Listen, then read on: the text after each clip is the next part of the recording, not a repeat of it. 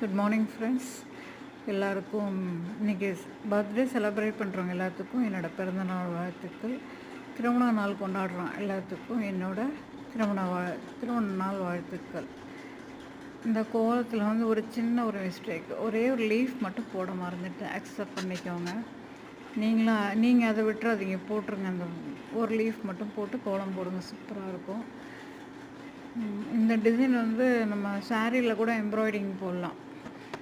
உள்ளெல்லாம் அந்த கோடு கோடாக இருக்கட்டில் ரன்னிங் போட்டு வெளியே லீஃபில் அந்த ஃப்ளார் டிசைன் இதில் வந்து அடப்பு தையல் போட்டு கலர் மாற்றி கொடுத்தீங்கன்னா ரொம்ப அழகாக இருக்கும்.